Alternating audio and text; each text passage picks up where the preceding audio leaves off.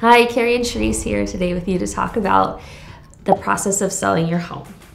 For the first time. So if it's something you've never done before, or it's been 20 years, it's gonna be like the first time. True. The market is crazy, so timeline-wise, you're in full control of that. If you price your home correctly and it's in decent condition, you're probably looking at getting an offer accepted within the first week or so. But that doesn't mean, oh my God, I have to be out of the house in 15 days. Or, you can control how long escrow is. You can control if you need a rent back after the close of escrow, if you need a little bit more time to move into the next home. So that is fully in your control. The other thing as we're sitting down with sellers is one, that they do control the timeline. They do have, you can manipulate it and make it work for you. The other thing is, which is a hard conversation to have sometimes, is that we really encourage our sellers to declutter as much as possible. As much.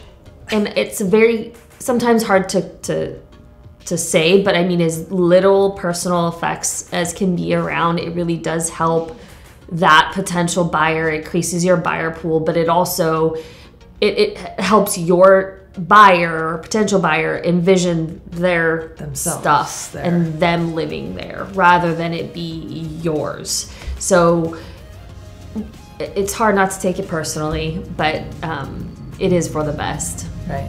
The other thing that you're probably going to take personally is that every buyer is going to ask for repairs, whether your house is perfect or you think it's perfect. And I would just like a disclaimer, like the little asterisk thing where like no house is sold as is. Like right. It's a lie.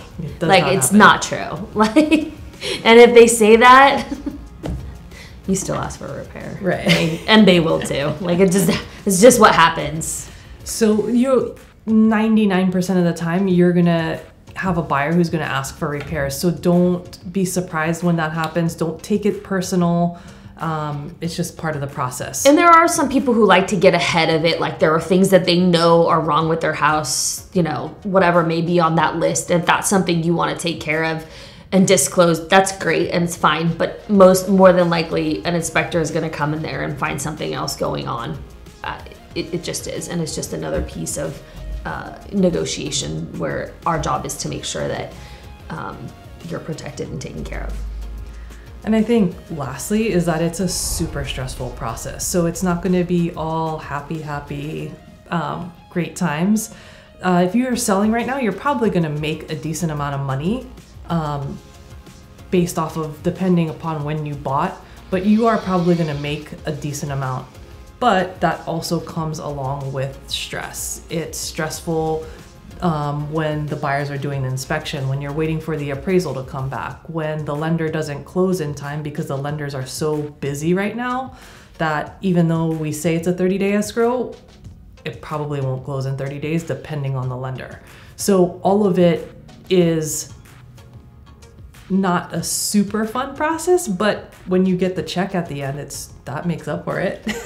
Yeah, I think you have to keep your eye on the prize. I think you have to pick someone that you want to work with where it's not just going to be like happy, all the time, and that you work with someone that you trust so that they can help you through the process, because it isn't an easy one. Yeah, the communication throughout is huge. So we're here. Call us.